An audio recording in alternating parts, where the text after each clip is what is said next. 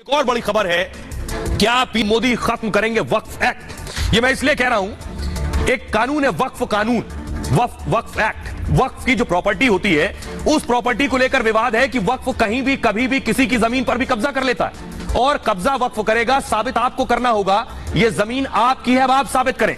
वक्फ की जिम्मेदारी नहीं है। ऐसे कई मामले सामने आए हैं। एक 1500 साल पुराना मंदिर, कहा जा रहा है कि इस्लाम के आने से पहले का बना मंदिर है, लेकिन वो संपत्ति वक्फ की है। तो सवाल हो रहा है कि प्रधानमंत्री मोदी क्या वक्फ एक्ट खत्म करेंगे जो वक्फ बोर्ड को इतनी ताकत देता है। देखिए रिपोर्ट।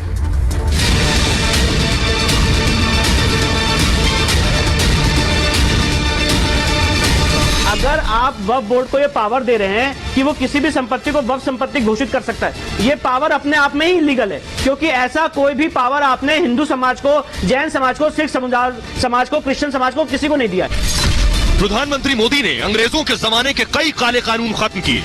अब एक बार फिर लोगों को उम्मीद है कि वक्फ कानून पर ब्रेक लगाया जाए। वक्फ कानून को लेकर बहस और विवाद बढ़ता जा रहा है, इसलिए पीएम मोदी से इस कानून को खत्म करने की उम्मीद की जा रही है। बहस तब और तेज हो गई जब वक्फ बोर्ड ने 1500 साल पुराने एक मंदिर पर कब्जा कर लिया। उसकी जमीन पर वक्फ बोर्ड का मालिकाना हक है। इतना ही नहीं, हिंदू बहुल इस इलाके के 6 गांव में वक्फ बोर्ड का कब्जा है। मतलब यहां की जमीनें और मकान वक्फ बोर्ड के नाम है। लेकिन ये बात वहां के लोगों को भी मालूम नहीं। अब इन लोगों को अपनी ही जमीन बेचने के लिए वक्फ बोर्ड से नो ऑब्जेक्शन सर्टिफिकेट चाहिए। वक्फ बोर्ड को 1995 में मिली असीमित ताकत पर पहले से सवाल उठते रहे हैं। मामला अब सुप्रीम कोर्ट तक पहुंच गया है। आइए अब आपको बताने जा रहा हूं कि वक्फ जो है कितना ताकतवर है, ये आपको बताऊंगा, लेकिन उससे पहले बताऊंगा ये पूरा मामला क्या है। पहले आप इसे समझ लीजिए जरा कि बवाल किस बात को लेकर हो रहा है। बवाल इस बात को लेकर, ये जो मंदिर आप देख रहे हैं, ये मंदिर है 1500 साल पुराना। 1500 साल पुराना कहा जा रहा है। मंदिर तो 1500 साल पुराना है। जब वक्फ का भी पता नहीं था, कि वक्फ भी इस दुनिया में नहीं था, ऐसी कोई चीज भी बनेगी तब भी नहीं पता था। लेकिन ये प्रॉपर्टी वक्फ की है। किसी के गले नहीं उतर रहा कि मंदिर तो 1500 साल पुराना है, लेकिन ये प्रॉपर्टी वक्फ की जमीन पर, मंदिर की जमीन पर वक्फ बोर्ड का कब्जा है। इस्लाम आने से पहले ये प्राचीन मंदिर बना था, ये कहा जा रहा है। तमिलनाडु के वक्फ बोर्ड की कारस्तानी है। दरअसल तमिलनाडु के हिंदू बहुल गांव पर भी कब्जा कर लिया है। पूरा इससे सटा हुआ जो गांव है वो भी वक्फ की प्रॉपर्टी हो गया। त्रिची के गांव का हैरान करने वाला दरअसल ये मामला है। गांव की 90% जमीन पर मालिकाना हक का दावा किया है कि 90% जो पूरी गांव की जमीन है तो वक्फ की है। जाइए अब आप साबित करिए जाकर कि ये जमीन आपकी है, पेपर लेकर आइए। वक्फ साबित नहीं करता है, उसको ये ताकत दी गई है। गांव में 95% आबादी हिंदुओं की है और 65 साल के, दरअसल ये कहानी बड़ी ऐसे हुई कि एक सज्जन है राजगोपाल, 65 साल के राजगोपाल को अपनी जमीन बेचनी थी। यहीं पे नजदीक में उनकी जमीन थी, तो बेटी की शादी के लिए उन्हें जमीन बेचनी थी कि जमीन बेचकर बेटी की शादी कर सकेंगे। लेकिन राजगोपाल जी गए रजिस्ट्रार ऑफिस। रजिस्ट्री ऑफिस से उन्हें पता चला कि जिस जमीन को वो बेटी की शादी के लिए बेचने आए हैं, ये जमीन उनकी है ही नहीं। इस पर तो वक्फ दावा कर चुका है। और वक्फ को ताकत यह है कि वक्फ ने अगर उस जमीन पर दावा कर दिया तो वो साबित नहीं करेगा उसकी जमीन है, ये आपको साबित करना होगा ये आपकी जमीन है। तमिलनाडु वक्फ बोर्ड से एनओसी लाने को कहा गया। अगर वक्फ नो ऑब्जेक्शन सर्टिफिकेट देगा राजगोपाल को, तभी वो जमीन उनकी होगी। अगर उसने कहा ये हमारी है तो फिर आपकी नहीं रह सकती ये जमीन। 3 पीढ़ी से परिवार की जमीन पर वक्फ का कब्जा कैसे, सवाल ये। गांव की जमीन, मकान पर वक्फ का कब्जा कैसे हो गया।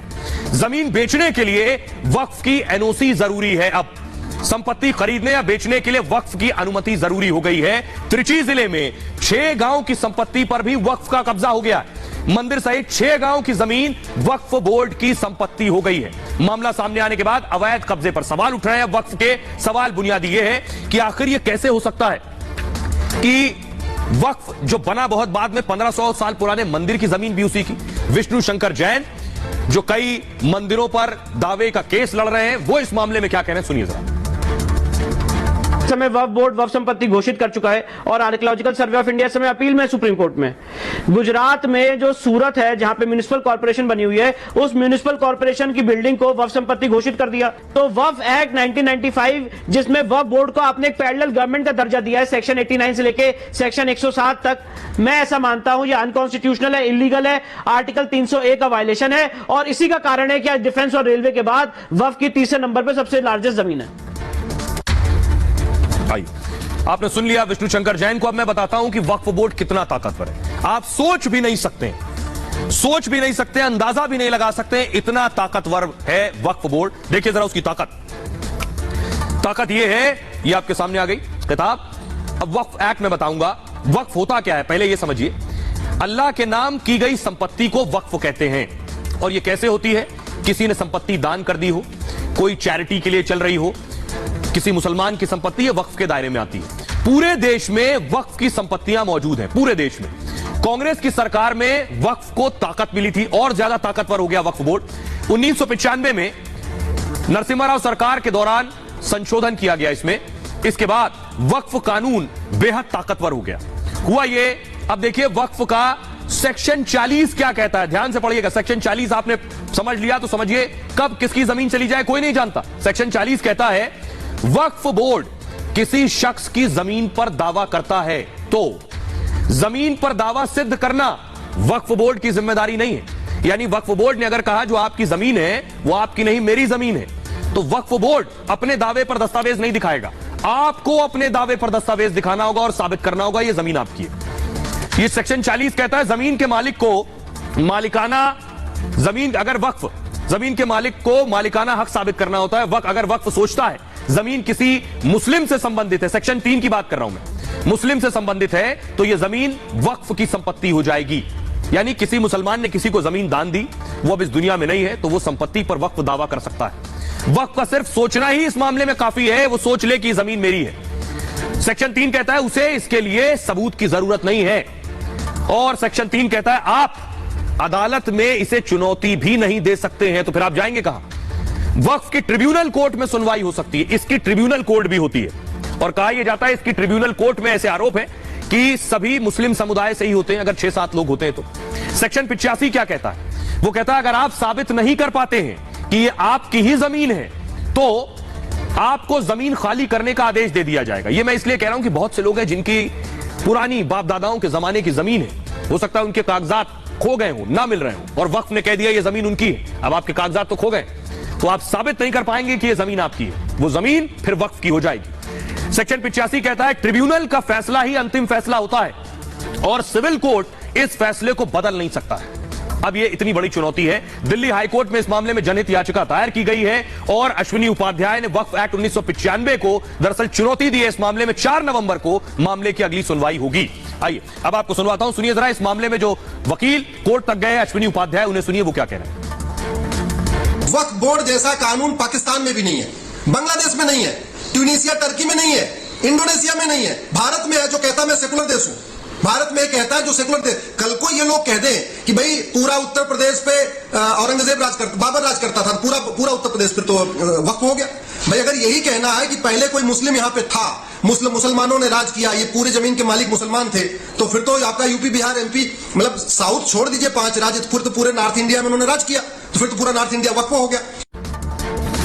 अब एक दिलचस्प बात आपको बताता हूं, वक्फ के पास संपत्ति कितनी है सुनेंगे तो हैरान रह जाएंगे। ये आप देख रहे हैं आर्मी का area, civil lines army area जो है, आर्मी के पास देश में सबसे ज्यादा जमीन है। अगली तस्वीर दिखाइए, या फिर सबसे ज्यादा जमीन रेलवे के पास है। और आर्मी और रेलवे के पास अगर किसी के पास जमीन है तो वो वक्फ है। इतनी जमीन है, अब दिखाइए आपको बताता हूं, देखिए जरा कितनी जमीन है इनके पास, सोच भी नहीं सकते हैं आप, इतनी जमीन है। और ये जमीन बढ़ती जा रही है, खत्म नहीं हो रही। तो देखिए सेना रेलवे के बाद वक्फ के पास सबसे ज्यादा जमीन है। देश में तीसरा सबसे बड़ा जमीन का मालिक अगर कोई है तो ये वक्फ बोर्ड है। वक्फ बोर्ड के पास 8,54,509 संपत्तियां हैं।